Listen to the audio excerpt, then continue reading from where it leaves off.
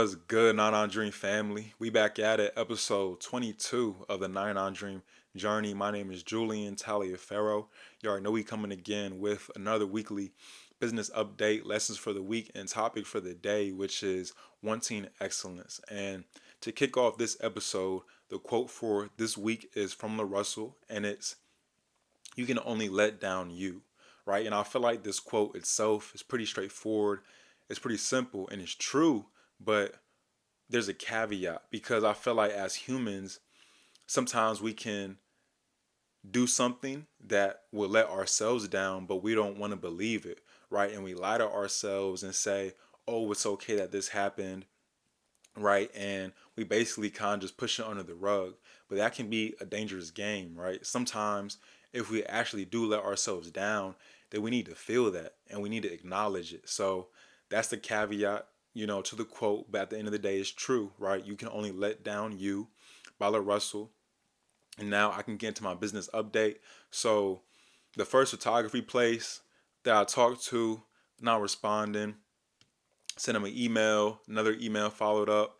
They're not responding, so not sure what's going on over there. But was able to talk to another place last week, and they actually quoted me $1,000 for 7 photos, which is pretty high. And it's actually interesting because I was on the call with this one company, but I had two scheduled calls that week, and at the beginning of the call, they informed me of the quote and whatever about the product package that they're offering.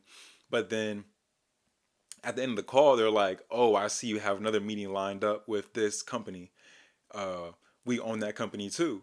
That's gonna be the same quote. So kind of interesting, but um, they gave me that 1,000 quote, which is pretty high for me.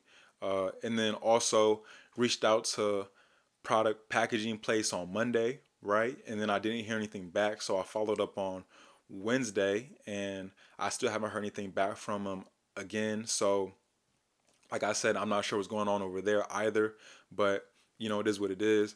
Honestly, it's kind of frustrating that these places aren't responding, but I guess that just means I have to keep pushing forward, keep trying to talk to different places, and from there, hopefully, we can get something figured out. And the $1,000 is way too much for 7 photos.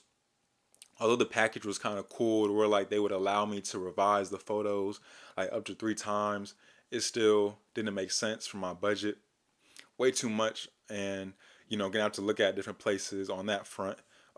Also, was able to do retail arbitrage. Went to Walmart and was able to go in the clearance aisle, scan every single item in the clearance aisle, and then I picked the two best options that were kind of there, and I think that may work. I still might take a loss on them, but I picked the most optimal options. This is like my third, fourth time going to Walmart, so I was a little bit comfortable, and I knew, how to scan the best products, to look at all of them.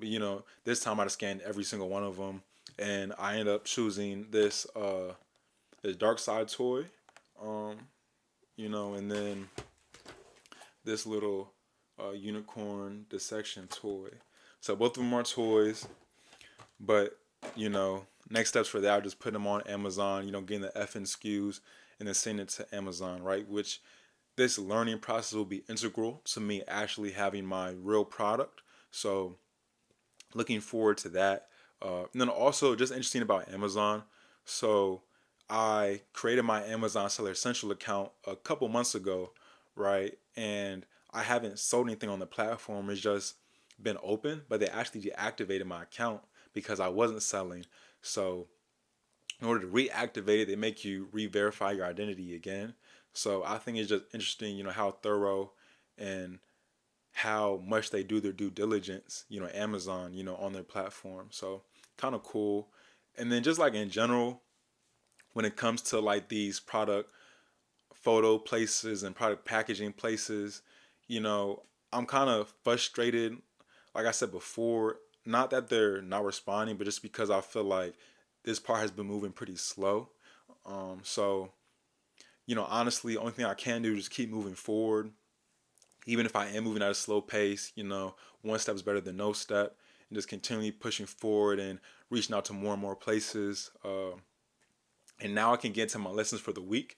So I have two of them, and they're not really lessons. They're more so just ideas that I've been thinking about and stuff I've been questioning in my own process, my own mind, right? So my first one is me questioning balance. So I usually watch a lot of videos in order to learn, but I've been thinking that I need to cut back on how much videos that I'm watching because I feel like I'm spending more time learning and watching than I am actually doing, than I actually am executing. So, this is like a fine balance I need to find because, learning is key, gaining knowledge is key, but you can also gain knowledge through execution. So, just trying to find that balance. And we'll see kind of how that goes, but definitely think I'm gonna have to start, just stop watching as many videos, and then if I have downtime, just try to do work and not get caught up in having something in the background, right? Just focus entirely on the work and trying to cross things off of my to-do list.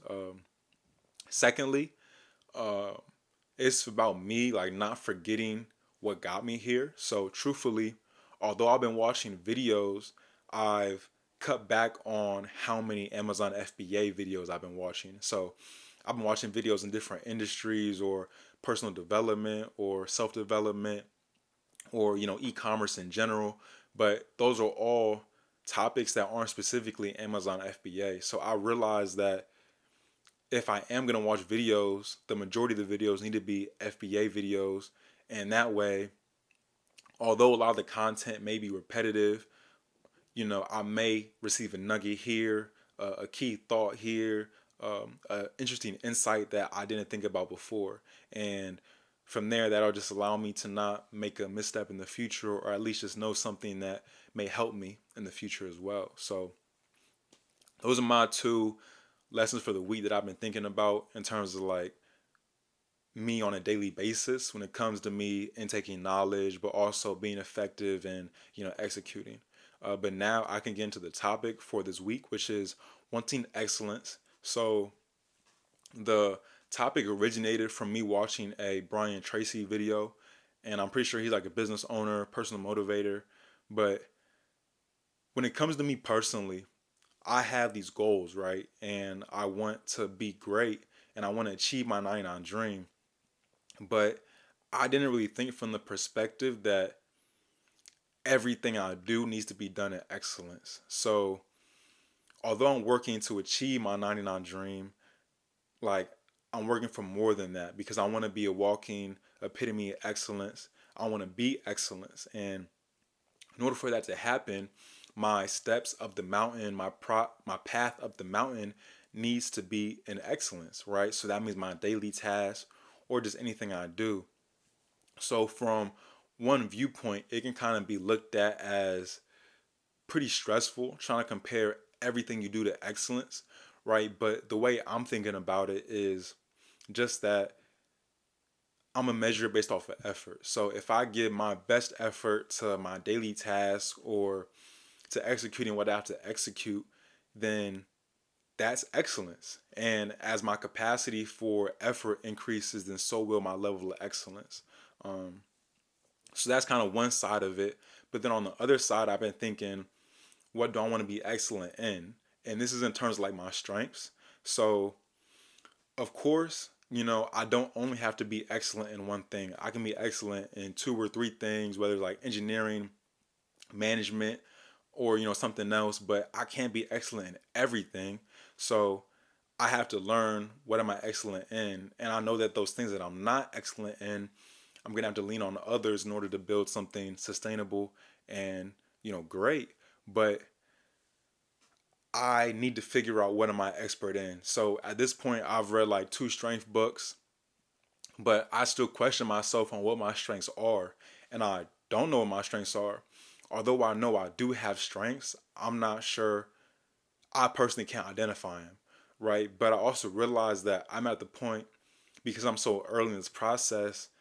If I see a skill that I want, or if I see an area that I want to be expert in or be excellent in, then I can choose that now and become excellent in that field or become excellent in that.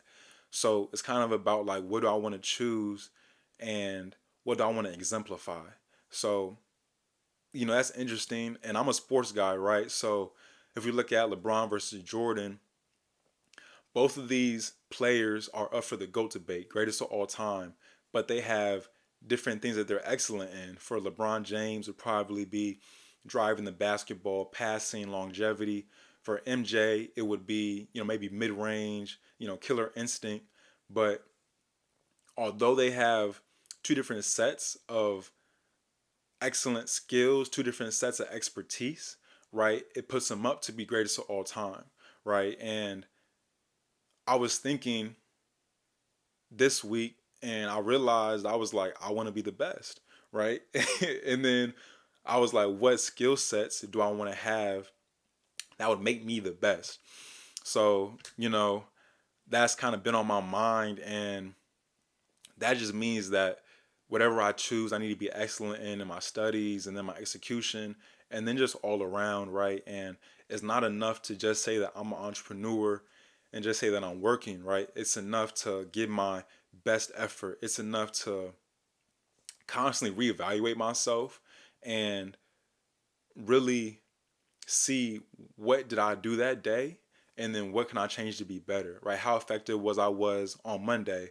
What can I change on Tuesday to make Monday better, right? And what's interesting is that change that you make from Monday to Tuesday, from Tuesday to Wednesday, the change always asks more of you, right? So the key or the strength is being able to make the change and then make it last. And that's the tough part. That's something I feel like I'm gonna that's a lifelong struggle for everybody, in general, just making that change to make it last. But then that one change, like I said, will always ask more of you. And then it's one change and it's another and it's another and it's another. So I don't know. That's what I've been thinking about when it comes to excellence and wanting excellence because it's something that I want. So I need to walk in excellence on a day to day basis. These tasks that I do need to be done in excellence. And that's the topic for this week. And to get into my next steps, just look at more photography spots, key in on those, more product packaging spots, key in on those as well, and then start the resource arbitrage process when it comes to Amazon, getting my FNSKU and all those other things. And all right, let's get it, y'all. Go and achieve your 9-9 dream. And it's 9-9 dream because you are going to achieve your dream. And it would be 100%, but nobody's perfect and nothing is perfect. So you're going to achieve 99% of that. And let's go and let's get it.